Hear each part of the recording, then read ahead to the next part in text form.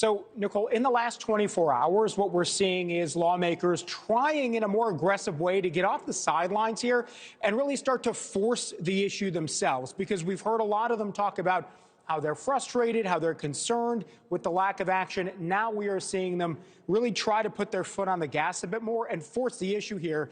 And one way, I want to start off with just this. Senator Andy Kim, who is the brand new senator now from New Jersey, was a House member just a week and a half ago, went to New Jersey himself and stuck around with some local law enforcement, taking video on his own of some of these drones. Now, remember, what we had been hearing over the last 48 hours from John Kirby and from others is that they couldn't verify or substantiate claims that any of the sightings were real drone or mysterious drone sightings. John Kirby from the White House said that several of them were actually legal manned aircraft. Well, Andy Kim today putting this out on Twitter and explaining that they had the flight app tracker that was open with him along with law enforcement. And he says, as he's looking at these things, which you're seeing right now on your screen, none of them were on that tracker app, meaning they were not manned aircraft as he was looking at them. They were something else, one of these drones that have been reported. So very interesting there from Andy Kim, sort of taking this into his own hands. Meantime, you've got Senators Cory Booker, along with Kim, Senator Gillibrand and Chuck Schumer, all writing this letter to Homeland Security, the FBI, and the FAA, all saying here, quote, "We're requesting from all of those agencies that you brief us as soon as possible on how your agencies are working with federal and local law enforcement to identify and address the source of these incursions." And on a state level, you've got New Jersey state senators writing to the governor saying, quote, "You must insist that the Biden administration immediately provide necessary tools and resources to protect our state." It goes on to say that includes the authority necessary to neutralize any drones that pose a threat.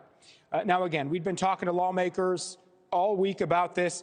Several of them have been publicly calling for the Department of Defense either to shoot some of these things down or bring them down in another way, or to authorize local law enforcement to do that work for them.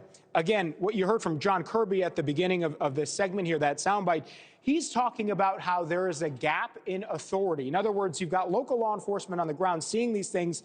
They want to be able to shoot them down in some cases, or they're questioning what are the rules of engagement. When do we consider one of these things a threat where we can legally do that? Kirby himself says there's a gap there, and there's not really a quick way to answer that question. So he and others have actually called on Congress to maybe change the law around drones for different authorities so that they won't have to wait for the Pentagon or the DOD, but rather can maybe take action a bit sooner.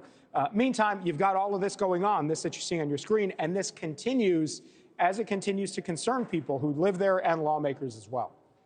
Yeah, and Joe, New Jersey really seems to be at the heart of all of this. And the governor there, Phil Murphy, coming under a lot of heat from state lawmakers to do more as well. What more do we know?